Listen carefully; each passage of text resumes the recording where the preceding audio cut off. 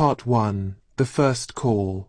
Every year in the town of Ravensbrook, Halloween carried with it an unsettling chill that no one could quite explain.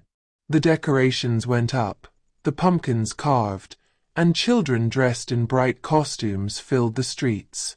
But there was a darkness that lingered, a fear that wasn't spoken about but felt by everyone. As much as Ravensbrook celebrated Halloween, there was always one tradition that they could never shake: the Halloween call. It was a phone call that came every year. No one knew who it would go to, but once you answered it, your life would never be the same. The call was always the same. Nothing but distant breathing on the other end of the line. No voice, no explanation. Just the cold, unsettling sound of someone, or something, breathing softly in the background.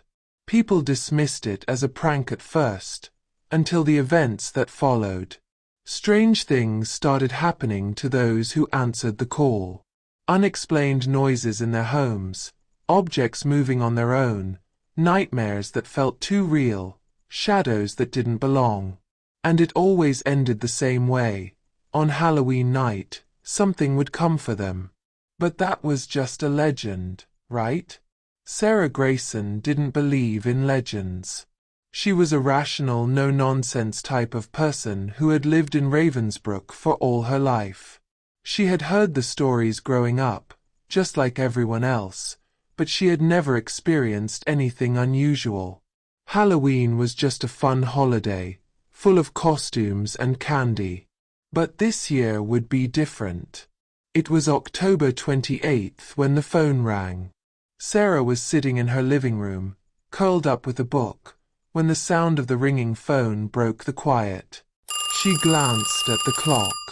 It was late, 10:30 p.m. Too late for a casual call. Her husband, Mark, was upstairs putting their son, Ben, to bed. She debated whether to let the call go to voicemail, but eventually reached for the phone. Hello. There was no response. Just silence. Hello, she repeated, a bit louder this time, thinking it might be a poor connection. And then she heard it, a soft, slow breathing on the other end. The kind of breathing that made the hairs on the back of her neck stand up. Who is this? Sarah asked, her voice sharp now, but the breathing continued, steady, unnerving. Her grip tightened on the phone. I'm hanging up. But before she could press the button, the call ended on its own. The line went dead with a soft click. Sarah sat there for a moment, staring at the phone in her hand. A strange sense of dread crept over her, but she quickly brushed it off. It was probably just a prank call, she told herself. Some kid messing around with people in the neighborhood, trying to scare them with the old Halloween call story. Still, the way the breathing had sounded, so calm, so deliberate, made her stomach turn. Everything okay? Mark's voice startled her, and she turned to see him coming down the stairs. Yeah, it's nothing, she said, forcing a smile. Just a weird call. Mark raised an eyebrow. Weird how? Sarah shrugged, trying to sound casual. Someone breathing on the other end. It's probably just some kid pulling a Halloween prank. Mark chuckled. Maybe it's the Halloween call. Better watch out. People say strange things happen after you answer it. Sarah rolled her eyes. Oh, please. You don't believe that nonsense, do you? Mark grinned and walked over, planting a kiss on her forehead. Of course not. It's just a story. But as he went to turn off the lights and head upstairs, Sarah couldn't shake the feeling that it wasn't just a story. Something about that call felt different, wrong. Later that night, long after Mark had fallen asleep, Sarah lay awake, staring at the ceiling. The house was quiet, but the sound of that breathing replayed in her mind, slow and deliberate. Her eyes shifted to the clock on her nightstand. 2:13 nachts. She sighed and closed her eyes, trying to force herself to sleep. But then she heard it, a soft creak, like someone stepping on a loose floorboard downstairs. Her eyes snapped open, her heart quickening. Maybe it was the house settling. Houses made noises in the night all the time. Another creak. This time, louder. Sarah sat up in bed, straining to hear. For a few seconds, there was nothing, just silence. And then, from downstairs, came the faintest sound of breathing. Slow, deliberate breathing.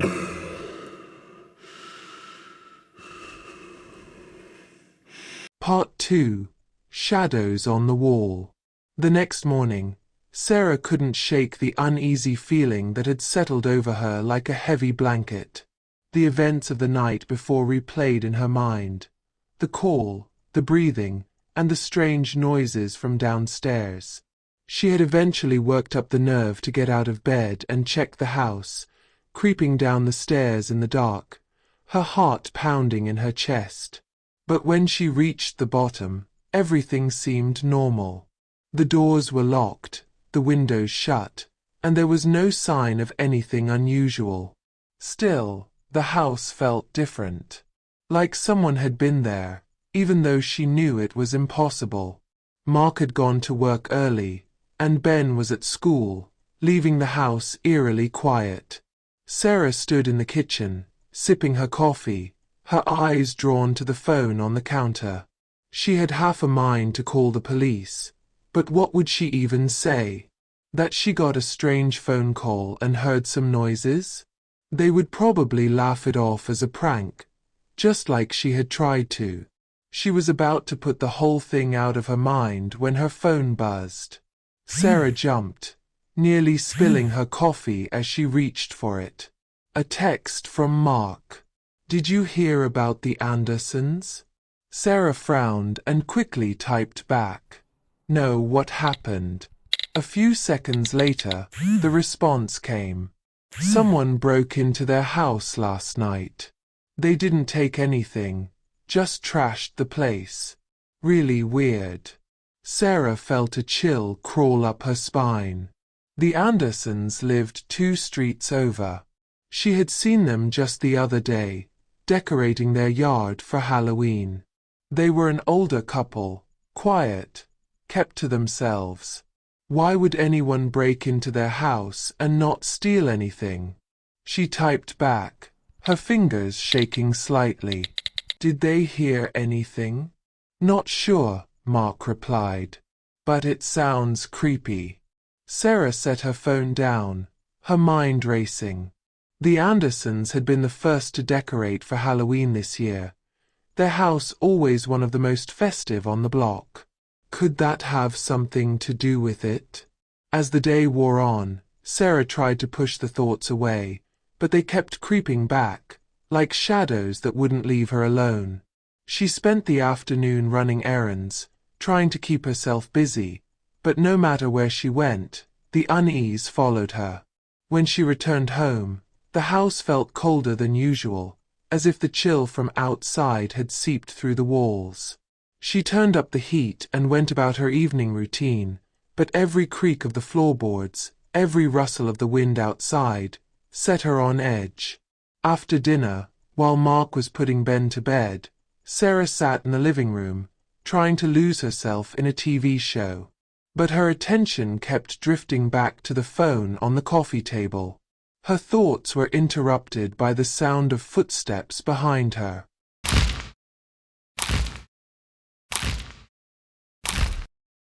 She turned to see Mark coming down the stairs, looking tired but smiling. "Ben finally fell asleep," he said, dropping onto the couch beside her. "Kids excited about Halloween."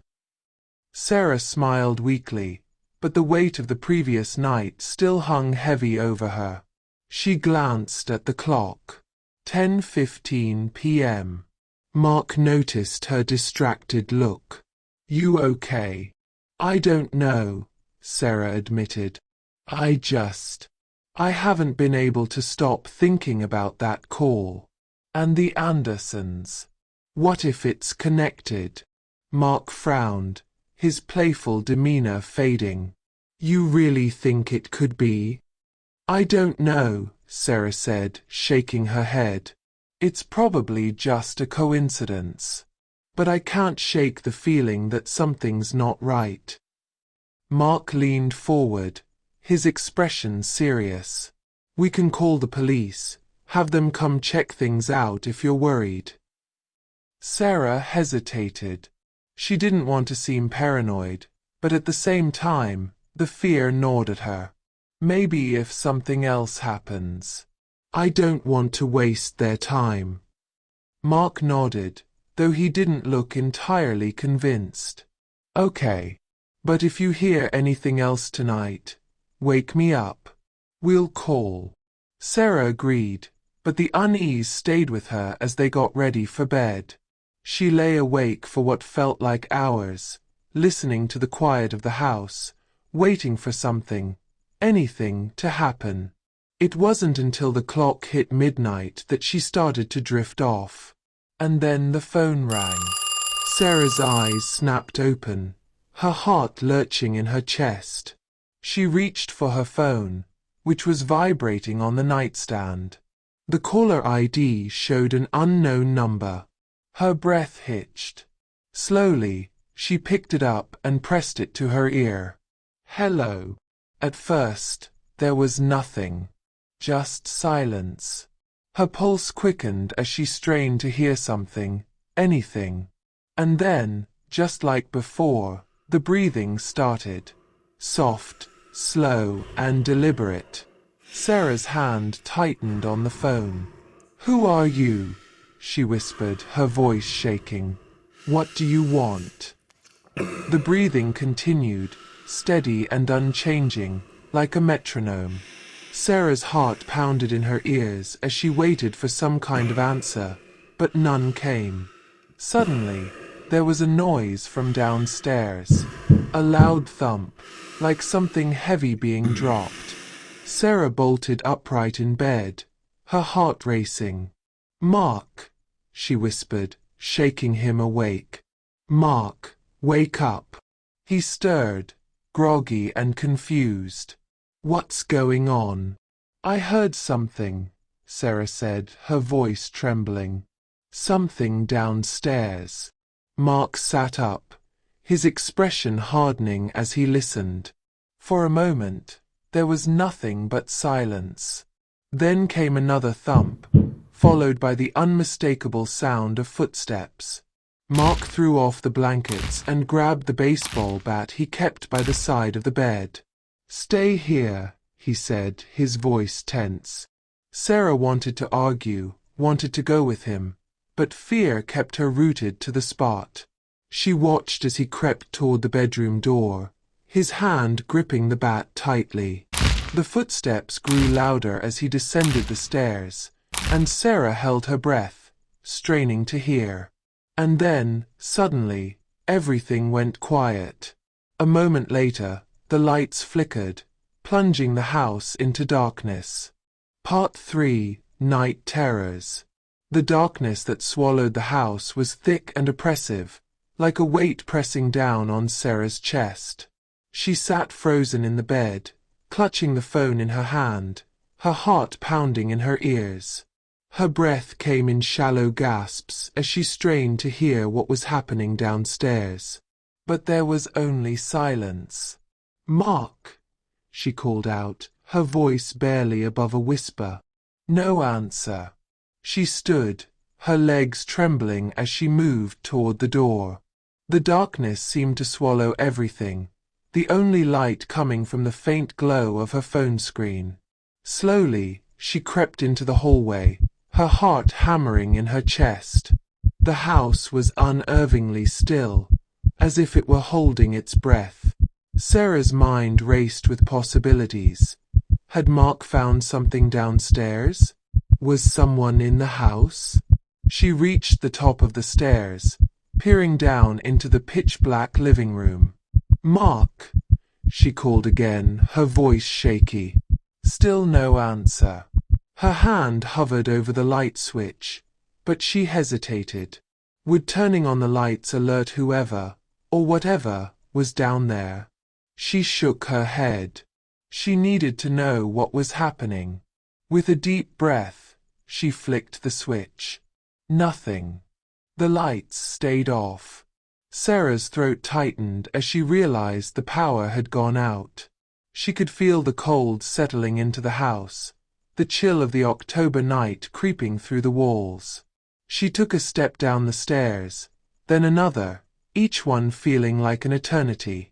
When she reached the bottom, she glanced around, trying to see anything in the dim light of her phone.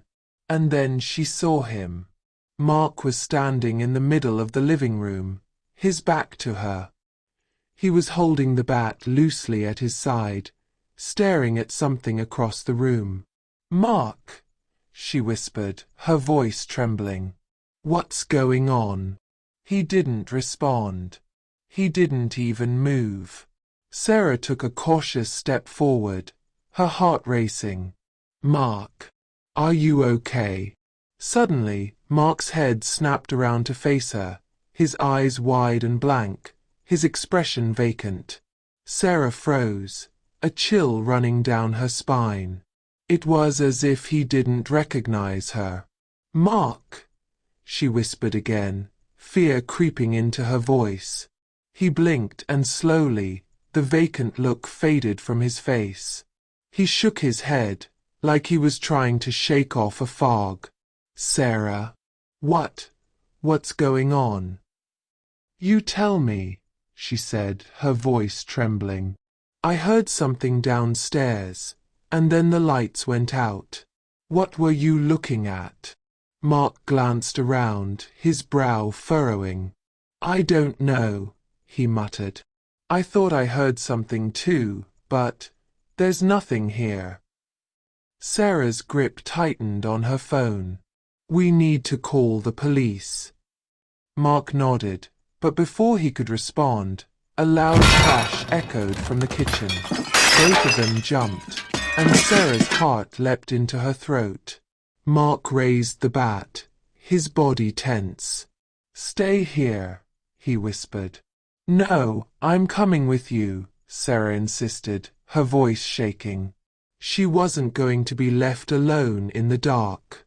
Together, they crept toward the kitchen, every step feeling heavier than the last. The door was slightly ajar, and Sarah could see faint shadows moving beyond it.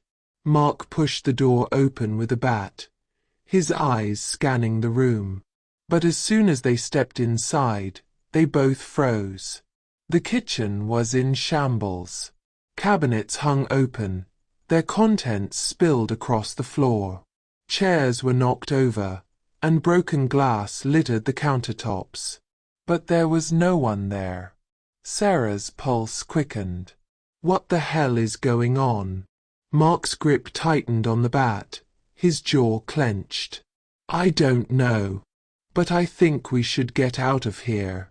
As they turned to leave the kitchen, Sarah's phone buzzed in her hand. She looked down and saw a notification. New voicemail. Her heart skipped a beat. She hadn't heard the phone ring, and she definitely hadn't received any missed calls. How could there be a voicemail? Her hands shook as she opened the voicemail, pressing the phone to her ear. At first, there was nothing but static, a faint hiss that made the hair on the back of her neck stand up. But then, slowly, the static faded, replaced by the sound of breathing.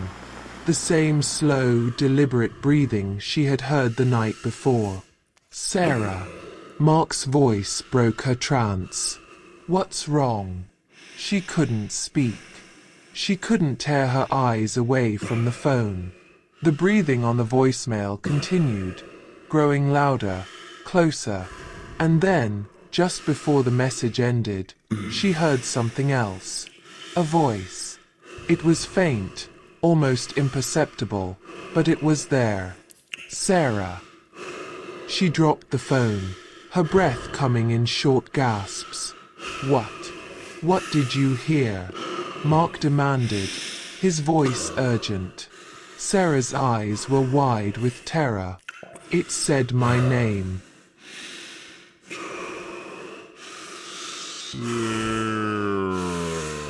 Part 4. A Haunting Presence. For the next few days, the air in Sarah and Mark's home felt charged with an unexplainable tension. Every creak of the floorboards, every distant rustle of the wind, sent shivers up Sarah's spine. The voicemail haunted her thoughts, the voice whispering her name over and over again. Mark tried to stay calm, assuring her that it was probably just a prank. But even he couldn't ignore the unease that settled over the house. Every night, they locked the doors, checked the windows, and kept the baseball bat close by.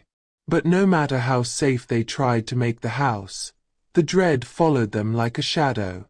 On the morning of October 30th, Sarah woke to find strange markings on the walls. At first, they were faint, barely noticeable scratches near the baseboards. But as the day went on, the marks grew more prominent, spreading across the walls like jagged cracks. Mark tried to clean them, scrubbing with bleach and water, but no matter what he did, the marks wouldn't fade. "This doesn't make any sense," he muttered, his voice tight with frustration. Sarah stood in the doorway, her arms wrapped around herself. She could feel the weight of the house pressing in on her, as if something unseen was watching them. "I don't think this is something we can clean," she whispered. Mark paused, glancing at her. "What are you saying?" "I don't know," Sarah admitted, her voice trembling. "But something's happening here. Something we can't explain." Mark stood up, tossing the cleaning rag aside. "I'm calling the police. We should have done it days ago." But as he reached for the phone, a loud crash echoed from upstairs. They both froze, their eyes darting to the ceiling. Ben. Without a word, they bolted up the stairs, their hearts pounding. Sarah's mind raced with terror. What if something had happened to Ben? What if someone had broken into the house? They reached his room and threw open the door, but what they found sent chills down their spines. Ben was sitting in the middle of the floor, his toys scattered around him.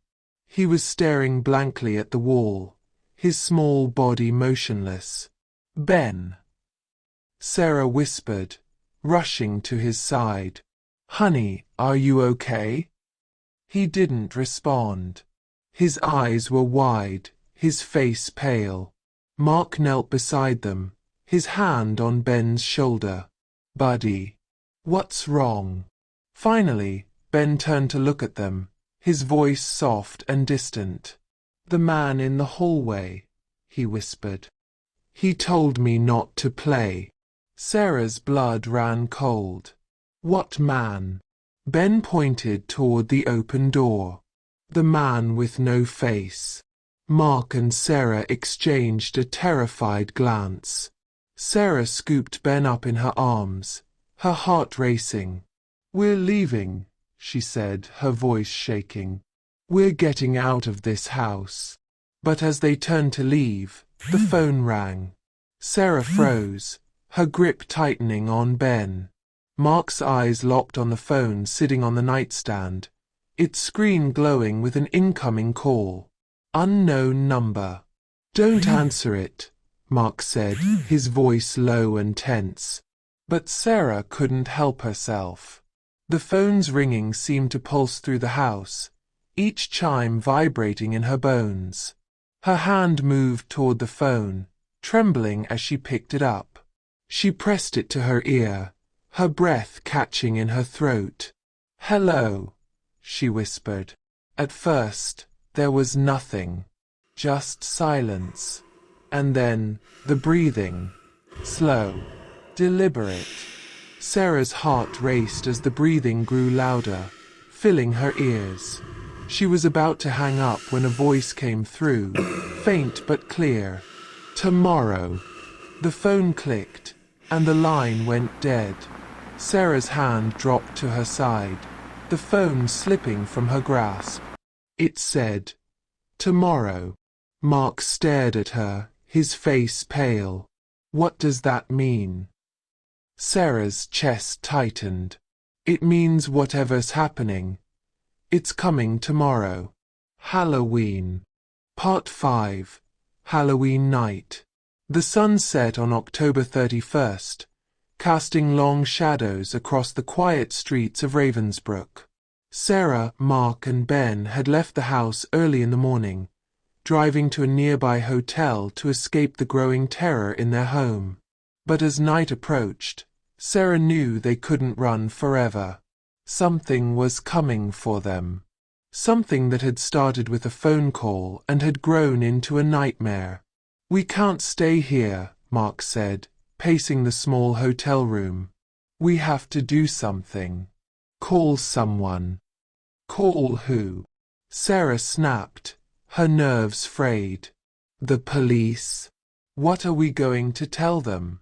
"That we've been getting creepy phone calls and seeing things that aren't there." Mark ran a hand through his hair, his expression desperate. "There has to be someone who can help." Sarah shook her head, her body trembling with fear. "No one can help us. This thing, whatever it is, it's coming for us. And I think we need to go back." Mark stared at her, his eyes wide with disbelief. "Go back? To the house?" Sarah nodded, her voice shaky. "I think it's tied to the house. I don't know why, but we can't hide from it. If we want this to stop, we have to face it." Mark hesitated, but after a moment, he nodded. "Okay. If you think that's what we need to do, then we'll do it."